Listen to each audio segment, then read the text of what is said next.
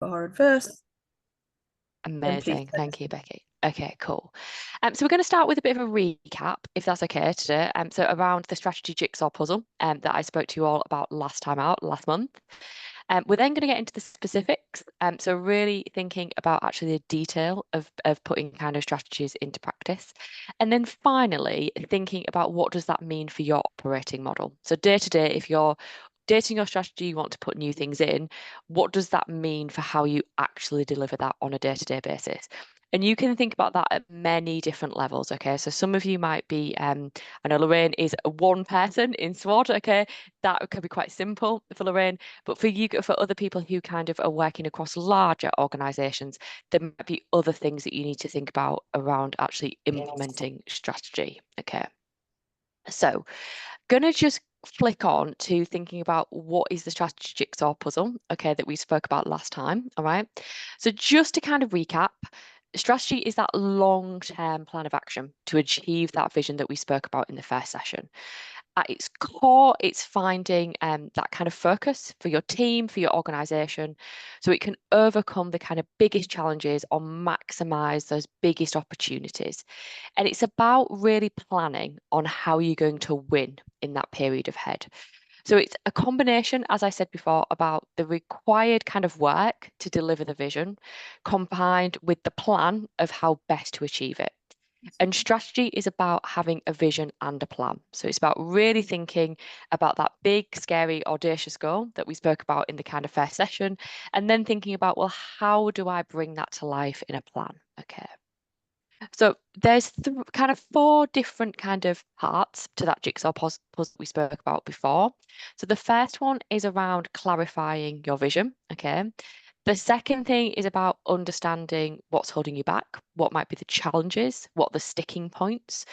That's really, really important. So when I remember when we spoke about it last time, I said actually the things holding you back are the most important things to identify.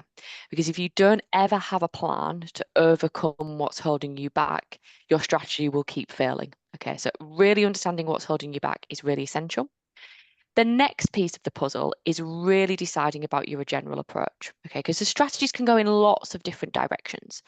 And it's all about actually saying, okay, we're going to choose this over here because we think it will give us the better win, or we have the resources to deliver it, or we work in partnership and that might help us to deliver that over other things on the right hand side, for example, in saying, actually, that's really tough, or we're going to need bigger kind of collaboration that just isn't on the cards right now. So we're going to park that for now. Okay. So it's okay to decide what you're going to do and say, actually, we're not going to do these things on the right because they just aren't achievable. So your strategy is all about picking, so in that fourth box, identifying how you're going to achieve all of those different things and what is achievable. So be really realistic when you're thinking about the priorities of your strategy, about what can be achieved and when. Okay. So I'm going to move on. So that was a kind of bit of a recap on the strategy development piece that we spoke about last time. Okay. But this leads us on nicely to getting into the specifics of delivering your strategy on a day-to-day basis. Okay. So this is a bit of a nice slide that I always use when I'm working with different organizations, just to be a bit of a reminder about the different levels of actual kind of goal, objective, outcome, and deliverable. Okay. So your strategic goal will always be a goal. So your strategy in the broadest sense will set that broad direction. So I would say, as I said last time, don't be picking any more than a top five strategic goals. Okay. Any more than five is too many. The sweet spot is between three and five. So just think about it in that way. The objectives, okay, are what makes the goals specific, measurable, and time bound. Okay. People often talk about objectives being smart. Okay. And I do attest to actually that being a good way to think about it. So specific, measurable, um, kind of accurate, realistic, targeted, okay, all of those things.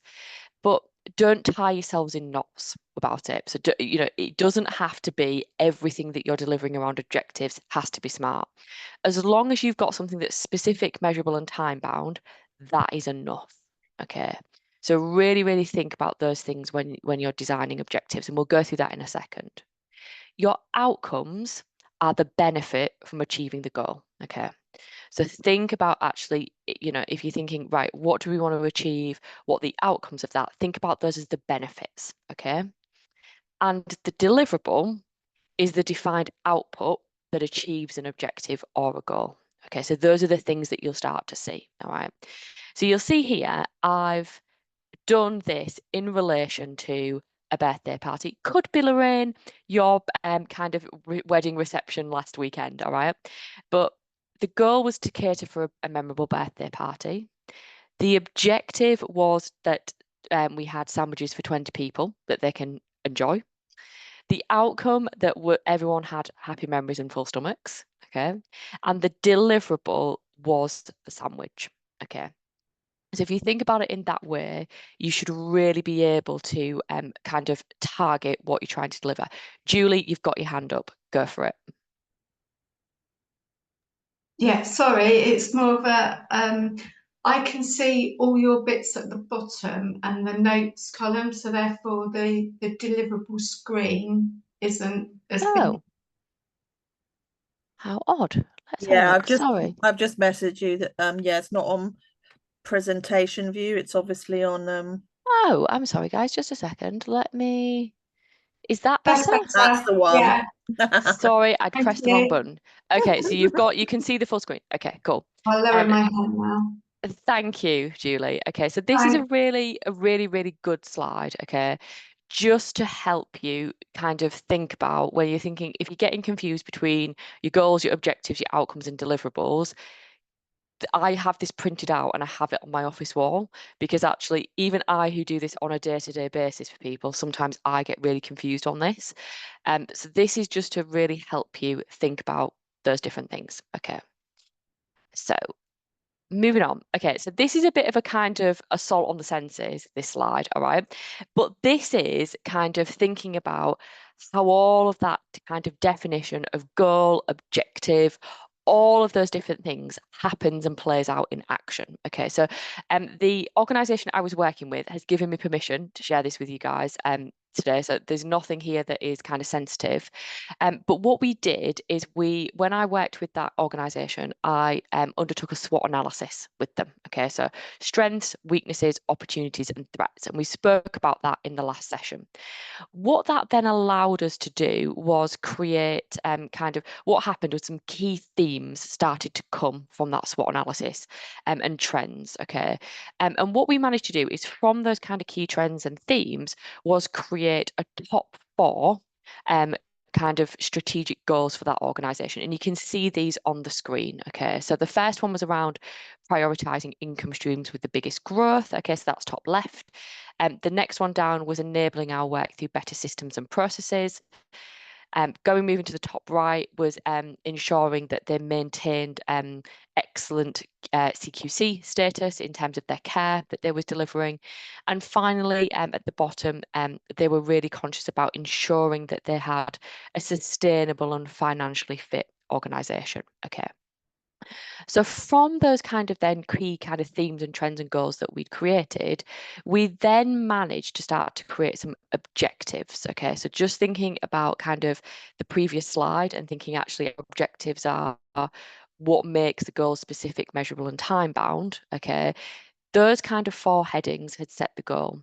What we then was able to do from all of that SWOT analysis was start to create some objectives which developed success measures and key milestones. Okay. So you can see here on the right hand side of these boxes, you've got kind of some areas that will kind of be achieved. Okay, so they were the objectives, and then some kind of key success and milestone measures. Okay. So what that allowed that organization to do was track from the very top. This is our broad direction in our goal. They then had a set of objectives in terms of these are the things that will actually make us measurable and time bound in achieving that. And these are some kind of key success measures and milestones that we're going to use to track our progress. Okay. But one of the kind of key things that was really, really important when establishing those objectives was what is the priority order of doing things. Okay, so generally, your strategic kind of period will last anything between 3 to 5 years. Okay, so if you remember 3 and 5, they are the sweet spot for pretty much everything you're delivering from a strategy perspective. So 3 to 5 strategic goals is probably the most optimum, and your strategic period of delivery is generally 3 to 5 years is the sweet spot as well. But a lot of organizations that I work with tend to think, oh, we've got all of this stuff to do, we've got all of this stuff to implement, and they try and cram it all in the first kind of 1 to 2 years. If your strategy is running for 5 years, you have 5 years to deliver all of this work. So it's really, really important to think about the sequence and the priority in kind of what you're delivering, just to kind of build enough capacity into delivering it, and also not giving yourself a heart attack in trying to do everything at once. Okay. So really, really think about the order that you need to do things, make sure you've got enough capacity, but also recognize that there's some things in the strategy that might need to come before. So one of the things that this organization really wanted to focus on was doing a lot more kind of digital advancement in their organization. But actually, they knew that they were running a deficit budget for the first 2 years of their strategic period. So actually, the kind of work that they were going to do on their systems, they tagged to do in the final year of their strategic plan, because they would have the money to do it by that point. So there's lots and lots of dependencies, okay, when you're thinking about this work, and that's really important to recognize, okay. Anybody got any questions on that? I'm going to pause there because that's quite a lot in this slide, and I want to make sure that people kind of understand of what I said. But if not, I will move on. So if anyone's got anything, please just come off mute or raise your hand. That's absolutely fine. No, okay, cool. Okay, I'll move on then. Okie doke. So this is just kind of a little bit in more detail of those slides, okay? So it's most probably easier to focus on the bottom right, okay? So you can see here that their kind of strategic goal was to ensure a financially fit organisation with a sustainable service delivery model. That was their first strategic goal, okay? You can see on the left-hand side, all right, there was kind of the key objectives that they'd set from that. Okay, so they had ensuring themselves a financially fit organisation. They wanted to review the resource model, for example. They wanted to review organisational purchasing and operational expenditure. And they also wanted to determine and develop a kind of financial governance model for the whole organisation. So those were on the left-hand side, okay, the objectives that they'd set. On the right-hand side, okay, these were the kind of success measures and key milestones that allowed them to measure and track their progress, okay. So if you think about kind of how you're going to do the work and what is going to achieve the work, that helps you to really start to distinguish between the objectives and then the key milestones and success measures that would deliver that. So the goal is that overall vision. As I said, the thinking about the what is kind of actually the kind of key milestones and the kind of key measures, and how at the kind of objective level. Okay, so if you think about all of that, that should give you a really, really nice golden thread from the kind of top, this is what we want to achieve from a vision perspective, all the way into this is kind of how we measure success. So you can see here, one of their kind of key success measures was actually to ensure that they were going to be financially fit. They had to be able to run a zero deficit budget from 2028. And they wanted to make sure that they had 9 months reserves. Okay. So they were kind of their red lines and their key measures of actually, those are the things that we have to deliver by a certain point in time to make sure that we can almost say that we've achieved against the strategy that we've developed. Okay. So that's kind of how it all comes together. Okay. Excuse me. Okay, so I'm going to move on now to, excuse me, what does that mean for your operating model? Okay. So this sometimes feels, I think, a little bit of the boring stuff, and you just think, oh God, got to put it all together. But it needn't be, okay? It can be done really quickly. It can be done in a really agile way. And you can do it it doesn't need to have reams and reams of paper, all right? You can do it on kind of spreadsheets. You can just have really quick kind of frameworks that you want to use. But it is really, really essential that you do that translation piece from strategy into operating model. And this is where I would most probably say that the majority of the organizations that I work with miss this step out. So they do all of that really good upfront work of, oh, this is kind of where we want to be. This is the kind of fun, exciting, shiny thing in terms of the strategic goals, the vision of the organization. But what they fail to do is actually think, well, what does that mean for our day-to-day workings of the organization? How is that reflected in people's jobs roles? How is that reflected in the kind of fundraising that we need to do? Okay.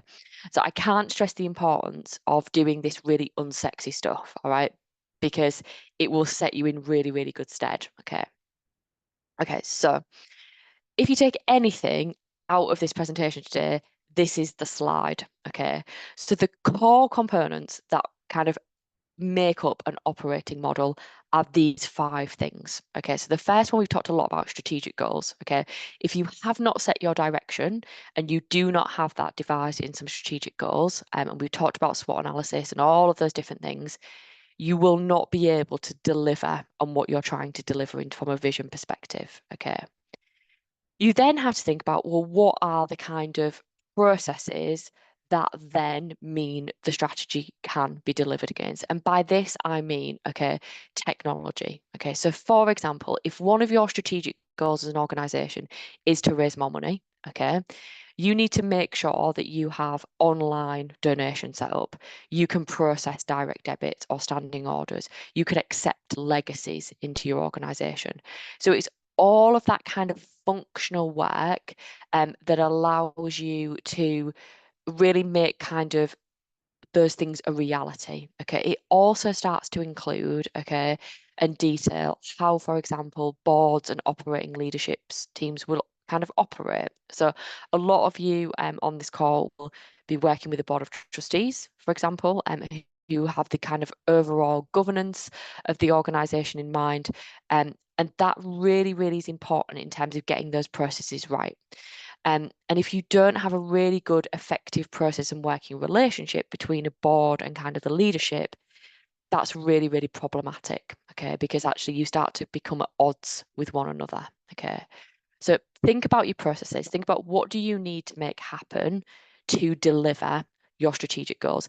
If, for example, you are delivering a service, okay, so a lot of the organizations I work with are delivering healthcare services in the hospice setting, for example, or advice, housing advice, for example.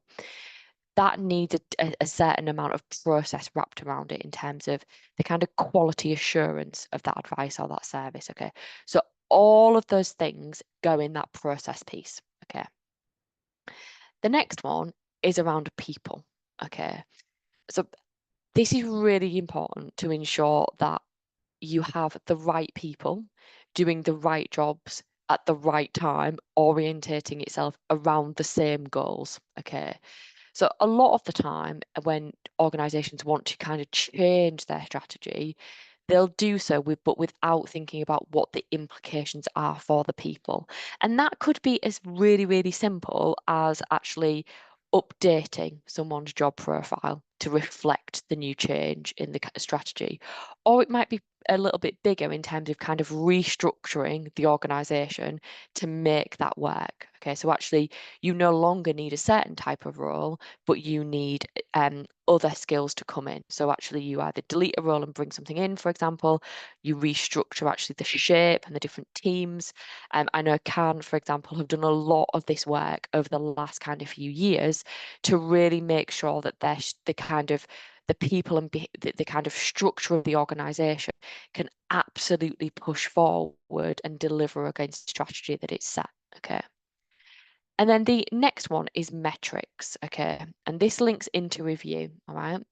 Now, your metrics and understanding your key performance data is absolutely key in terms of being able to say, yes, we're delivering against that strategic goal or not, okay? So making sure that you have some measurable metrics, and they don't have to be complex. They don't have to be like pages and pages and pages, all right?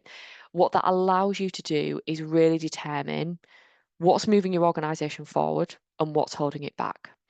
It will also really help you to make those kind of data-driven decisions that aren't just rooted in kind of, well, my gut's telling me that. Gut is really, really important. And I absolutely agree that gut, sometimes you just have to follow it.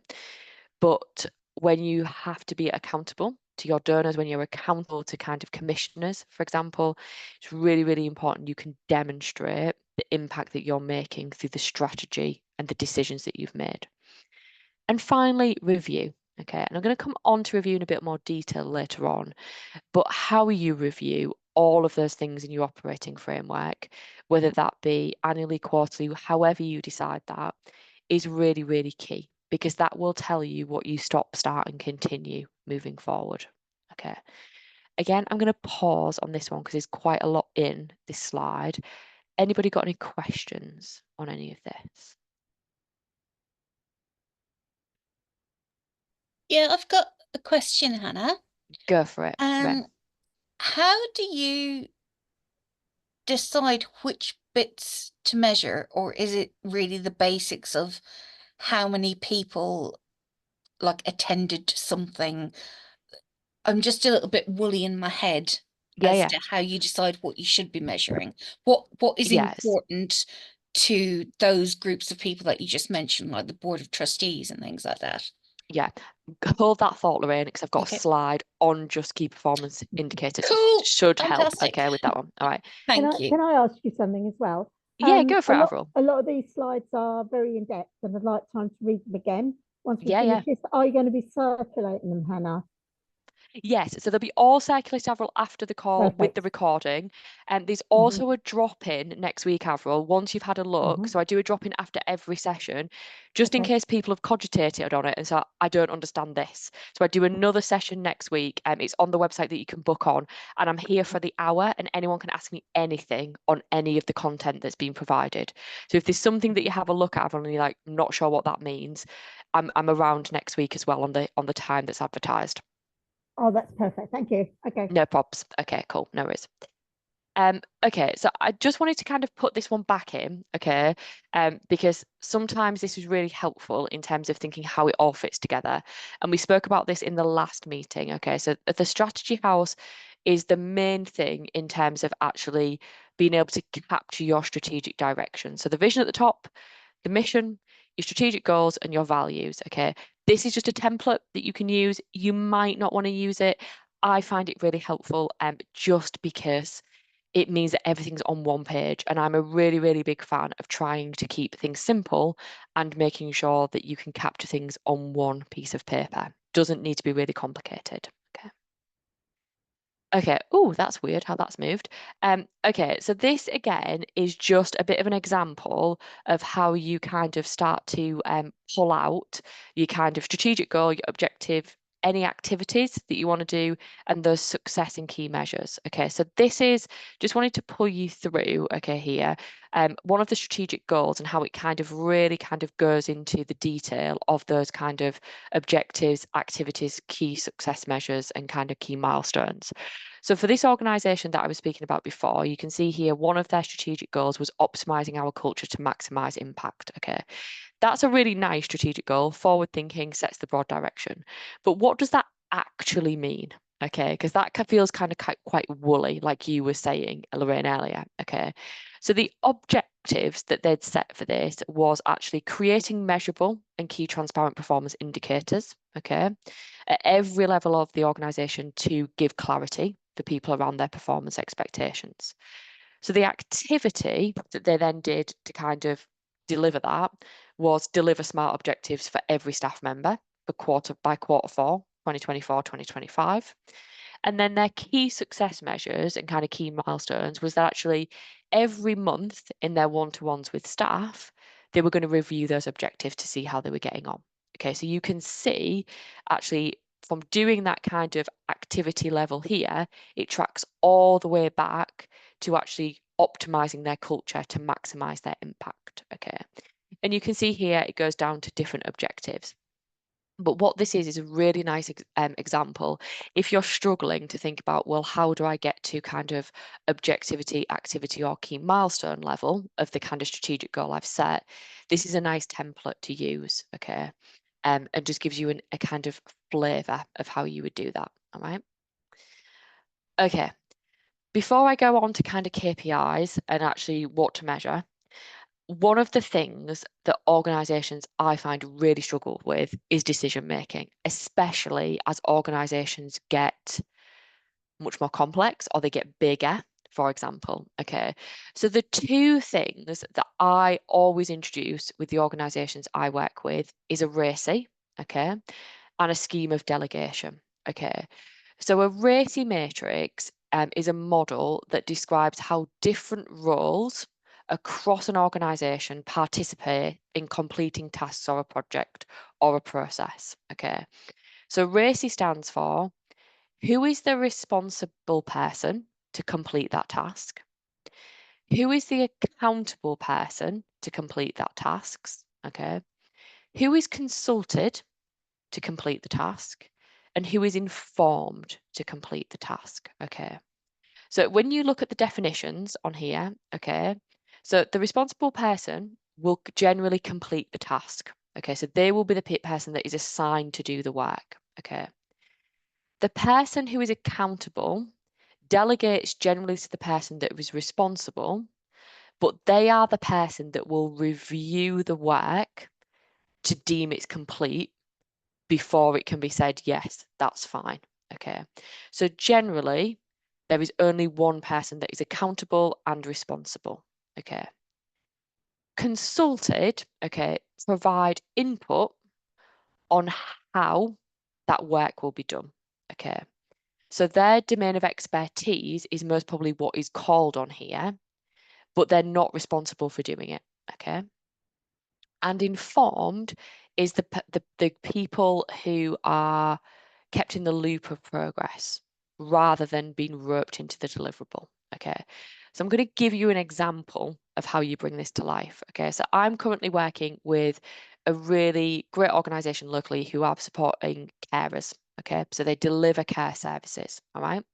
So they currently have a group of, they have a sessional counsellor who goes in to deliver that kind of support to those carers, so giving counselling, okay? That person is responsible for delivering those counselling sessions, okay?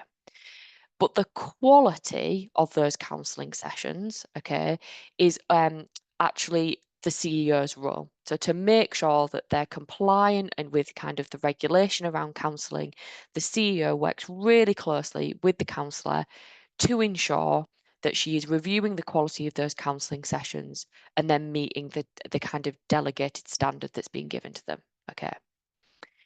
In terms of consulted, okay, they have a group of kind of service administrators, okay, and they are consulted on the work that the counsellor is doing to make sure that they're triaging the requests properly, they're prioritising the types of people who would need the counselling kind of in terms of need, for example. So their expertise on kind of triaging requests, understanding the needs of those clients are needed by the responsible person, which is the counsellor, to ensure that she can deliver the work in the best way. Okay. And finally, the board of trustees are informed. Okay, so the counselling service that they're delivering is a really new service to that organisation. The board of trustees really want to make sure that actually it's kind of delivering in line with the strategic intent. They don't need to kind of get involved in any of the minutiae, the detail, but they want to be informed of what's carrying on. Okay. Does that make sense to everyone through that example? Okay, amazing. So I would say for kind of key activity within your organisation, a RACI is really, really helpful because actually you can be assigning people those kind of responsible, accountable, consulted and informed roles. Everyone knows what they kind of need to be doing. And actually, sometimes when we have disagreements, because let's be honest, sometimes that does happen in workplaces, this is a really, really good tool to then kind of get back out and say, no, remember, this is what we agreed to. This is kind of the delegated kind of roles that everyone has. And this is the role that people are kind of playing in this decision. Okay. So that's RACI. Okay. The other thing that I also really like organizations to look at is a scheme of delegation. Okay. You already might have one of these. Okay. But if you don't, it's really, really important that you work with your trustees to build one. Okay. And on the NCVO, which I'm sure you'll all have access to in their free resources, they have template schemes of delegation that you can use. But essentially, what the scheme of delegation does is outline the kind of what decisions, kind of control the trustees are giving to the staff members within that organisation and that power that they have. Okay. And generally, what you have is different levels of kind of delegated authority. So some around finance, for example, some around operational delivery. This example, for example, in this example, you can see it's expenditure, okay, or income generation. It's a finance delegation. So you can see in this example, for the organisation I'm working with, their kind of authority that they wanted to delegate was expenditure. They wanted to delegate that to the chief executive. And they said, actually, the chief executive can spend up to £50,000. Okay, so that's 10% of their operating kind of budget every year. If they want to spend more than £50,000, then it needs to come back to the finance subcommittee. But by having a scheme of delegated authority, really, really allows you to actually just deliver on a day-to-day basis. Okay, it stops you kind of getting in the way of saying, oh, well, I've got to seek permission for that from that group of people, that authority, that board, that kind of trustee. Just quickens up kind of how you're operating, makes you more agile. Okay, so if you haven't got one, okay, please have a look at scheme of delegation. It doesn't affect any kind of legal responsibility that trustees have in the Charity Act of 2011, and they can revoke the powers at any time. But what it does give you, if you're working in a larger, more complex organisation, the ability to kind of be a bit more agile with how you're operating. Okay. So final couple of things. Okay, so you can see here, being really clear on your people and kind of what they do is really, really important. So this template, really, really simple, okay, but gives kind of the role, the purpose, and their deliverable. Okay, really helps clarify roles and responsibilities. I know people have job descriptions, right? But how often people look at their job descriptions? Not very often. All right. So picking out the kind of role, its purpose, and the kind of top 5 things that they're delivering and those deliverables really helps to keep you on track. Okay. Okay, so for you, penultimate slide, okay, Lorraine, goes back to kind of what you'd said around KPIs. Okay. These are the kind of reasons why KPIs are really important. And what I'm going to do is kind of speak to what you need to be measuring alongside that. Okay. So the first kind of top of the shop is around performance management. Okay. So I would say there are kind of key health check KPIs that organizations need to be looking at. And they are things like, are you financially sustainable? So double checking your budget against kind of expenditure and income. Really important. Okay. Your risk. Okay. What is on your risk register? What risks are kind of coming to bear? Do you need to discuss that with your trustees? What are the mitigations that you need to put in place? Also, if you're running any contracts, okay, so you should be really, really thinking about actually your KPIs for contracts that you're running. Okay, so generally commissioners will say, we expect you to deliver this, this, and this, and you have this amount of money. You should be reporting on those. And any kind of objectives that you've set through the strategy, as I said, Lorena, in terms of those kind of key measures and milestones, they become KPIs that you measure. So if you're saying that you want to, as in that organisation I showed you, they wanted to create a kind of governance framework for all of their finance, they would be tracking each quarter what is the activity that they're doing towards that. Okay, so those are the types of things that you'd start to measure. KPIs also kind of, as I said, give you other kind of helpful, I think, cultures in the organization. So the first thing is around objective decision making. So I've spoken a little bit about this. Really ensures that your decision is based on the strategies, not gut feeling. Okay. Goal alignment. So if you have KPIs that actually are pointing in the direction of your strategy that you've created in those strategic goals, it means that basically all of your teams then should be aligned to those things because all of the KPIs should be pointing in the right direction. you're starting to be really give people lots of accountability and motivation around that. So actually setting really clear kind of benchmarks for performance that allows you to identify areas for improvement, okay, and track those things. And it also really then allows you to think about, well, which kind of resource matters the most. So actually, sometimes you might say, actually, over here on the left, we would be delivering this activity for the last 10 years. But now we've changed strategy. Actually, that is not delivering against the strategic intent that we want. So actually, we're going to stop doing this over here on the left, and we're going to make it into something else. So you can kind of potentially delete resource if you kind of don't have enough of it and your kind of finances are kind of sliding, or you can kind of say, well, I'm going to make this resource into something, become something else. So actually, you do that bit of horse trading. Okay. So that's really, they're kind of the reasons why, okay? And then the final one is then thinking about, well, what arrangements are you putting in place to review, okay? So I would say generally, your kind of quarterly performance should be looking at your KPIs. So all of the things like your budget, your risk, your kind of commission services, the kind of quality marks that you've got in place. I'd say you should be looking at those quarterly, okay? I would say in terms of your strategic objectives, which obviously all of this stuff flows from, if you're running a strategic period for 3 to 5 years, it's absolutely fine to only review those on a yearly basis because actually it takes time for this stuff to happen. Okay. So looking at those yearly and thinking, are we still on track? Do they need to be refined a little bit? Absolutely fine. Okay. I'm going to stop there. I'm conscious that that's been quite a lot of information. It has been recorded, as I said. We have got a couple of minutes if anybody has any kind of burning questions that they wanted to go through. But as I said, all of the kind of slides will be sent to everyone. I do have obviously the session next week if anybody wants to drop in to ask any more questions from it. But if anybody's got anything now, happy to stay on for a couple of minutes to answer any questions. Lorraine, go for it. Okay, so your racy thing, I'd never heard it Yeah. explained that way before, and I really loved it. What happens if you've got somebody who feels they should be consulted, but in your opinion, they only need to be informed? Yeah, it's a really, really tough one.